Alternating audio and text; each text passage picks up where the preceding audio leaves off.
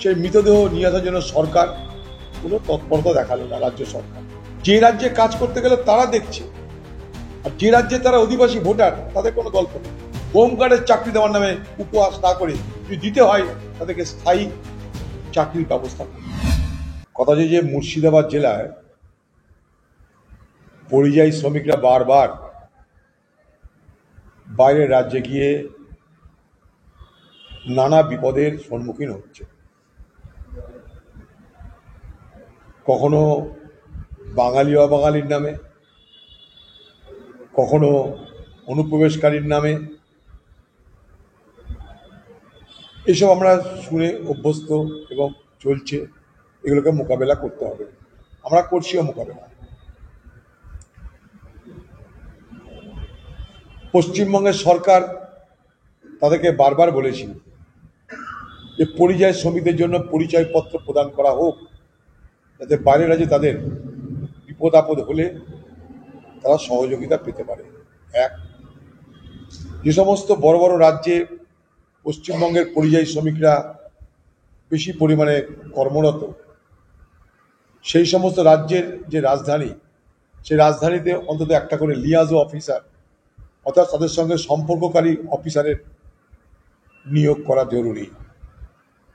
ছোট একটা উদাহরণ, গত কয়েকদিন আগে বেঙ্গালুরে এই মুর্শিদাবাদ জেলার যারা পরিযায়ী শ্রমিক তাদের মধ্যে 9 জনের অগ্নিদগ্ধ হয়ে সিলিন্ডার ফেটে গিয়ে মৃত্যু হলো। সে ভয়াবহ মৃত্যু। তাদের পরিবারের লোক জানে না কোথায় যেতে হবে, কি করতে হবে। কোনো রকমে আমার সঙ্গে তাদের সম্পর্ক হলো। আমি সঙ্গে সঙ্গে মুর্শিদাবাদ জেলায়, যিনি আমাদের এখানকার ডিএম ছিলেন মঞ্জুনাথা প্রসাদ, আমি তার সঙ্গে যোগাযোগ করে সেই সমস্ত পেশেন্টদের ব্যাপারে খোঁজ খবর নেওয়া শুরু করলাম। ভিক্টোরিয়া হসপিটাল শঙ্করাপ্পা ডাক্তার, তিনি বললেন 80% পুড়ে গেছে। প্রেসক্রিপশন পাঠালেন আমার কাছে। স্থানীয় তৃণমূলের নেতা নেত্রীরা তারা জানলো, শুনলো, বুঝলো, দেখছি দেখবো করলো। ততক্ষণে মৃত্যু হয়ে গেল। মৃত্যু হয়ে যাওয়ার পর তাদের মৃত দেহ আনার জন্য তাদের দাবি, সেই মৃতদেহ নিয়ে আসার জন্য সরকার কোনো তৎপরতা দেখালো না। রাজ্য সরকার কমসে কম ডেড বডিগুলো নিয়ে আসার চেষ্টা করার দরকার ছিল, যাতে তারা তাদের গ্রামে, হিন্দুরা শ্মশানে, মুসলমানরা কবরস্থানে যেন তাদেরকে অন্তত শেষকৃত্য করতে পারে। সে মতো অবস্থায় আমি কর্ণাটকের যিনি স্বাস্থ্যমন্ত্রী দীনেশ গুন্ডু রাও, তার সঙ্গে যোগাযোগ করি। তার সঙ্গে যোগাযোগ করে তাদের 7টা ডেড বডিকে ট্রেনে করে নিয়ে আসা হয়। শুধু তাই না, এয়ারপোর্ট থেকে তাদের বাড়ি পৌঁছে দেওয়ার অ্যাম্বুলেন্সের খরচও কর্ণাটক সরকার দিচ্ছে। তার সঙ্গে 2.5 লক্ষ করে টাকা তাদের ক্ষতিপূরণ বাবদ দেওয়া হলো। যে রাজ্যে কাজ করতে গেলে তারা দেখছে, আর যে রাজ্যে তারা অধিবাসী ভোটার তাদের কোনো গল্প নেই। কখনো মুখ্যমন্ত্রী আমার ভিডিও দেখার পর বলছে 4 জনের মৃত্যু, আমরা বলছি 7 জনের মৃত্যু হওয়ার সম্ভাবনা।